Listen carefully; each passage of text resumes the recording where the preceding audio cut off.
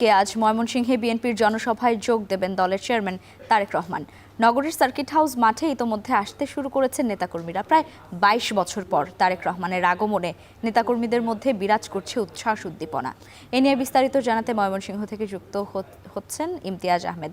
ইমতিয়াজ, তারেক রহমান কখন জনসভাস্থলে পৌঁছাবেন জানতে চাই। আর অনেক দিন পর ময়মনসিংহে যাচ্ছেন তারেক রহমান, নেতাকর্মীদের প্রত্যাশা কি তার কাছ থেকে?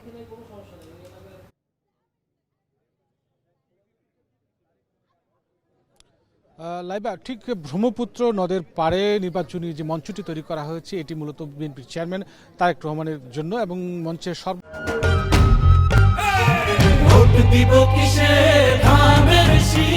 সর্বশেষ প্রস্তুতি কিন্তু ইতিমধ্যেই সম্পন্ন হয়ে গেছে। আমরা দেখতে পাচ্ছি যে যত বেলা গড়াচ্ছে নেতাকর্মীরা সভাস্থলে আসা শুরু করেছেন এবং আমরা যত জানতে পেরেছি সড়কপথে, রেলপথে, বিভিন্ন উপজেলা থেকে বিভাগের যতগুলো জেলা রয়েছে, শেরপুর, জামালপুর, নেত্রকোনা, কিশোরগঞ্জ, সেখান থেকে নেতাকর্মীরা মিছিল নিয়ে কিন্তু এই সভাস্থলে আসা শুরু করেছেন। আমরা দেখতে পাচ্ছি যে ইতিমধ্যেই কিন্তু নেতাকর্মীরা বিভিন্ন জায়গা থেকে আসা শুরু করেছেন এবং আজকে যেটা আমরা জানতে পারি যে দুপুর ২:৩০টার দিকে এই সভাস্থলে এসে পৌঁছাবেন তারেক রহমান এবং তিনি আসার পর ময়মনসিংহ বিভাগের যে মূলত ২২ বছর পর তিনি আসছেন এবং ময়মনসিংহ বিভাগের যে জেলাগুলো রয়েছে, শেরপুর, জামালপুর, নেত্রকোনার যে ২৪টি সংসদীয় আসনের যারা সংসদ সদস্য হিসেবে প্রার্থী রয়েছেন তাদের কিন্তু পরিচয় করিয়ে দেবেন এবং দীর্ঘদিনের মান অভিমান সকল কিছু দূর করে দলকে আবারও তিনি পুনর্জীবিত করবেন বলে নেতাকর্মীরা আমাদেরকে জানিয়েছে। এবং তারা বলছেন যে মূলত সর্বশেষ তিনি এসেছিলেন ২০০৪ সালে তারেক রহমান এসেছিলেন, ইউনিয়ন প্রতিনিধি সভা করেছিলেন এবং সেইখানে আসার পর দীর্ঘ ২২ বছর পর তিনি আবারও ময়মনসিংহে আসছেন।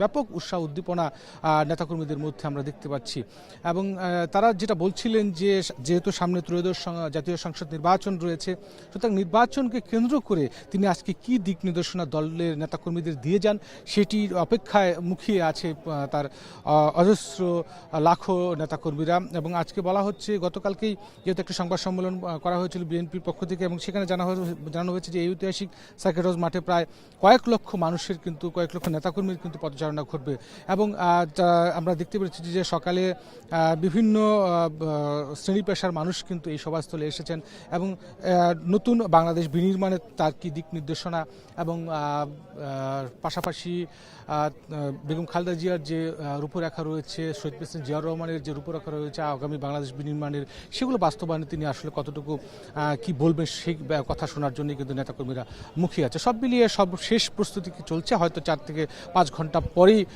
তিনি এই সভাস্থলে এসে পৌঁছাবেন। সব মিলিয়ে এই ছিল লাইভে আমার কাছে ময়মনসিংহ থেকে সবশেষ।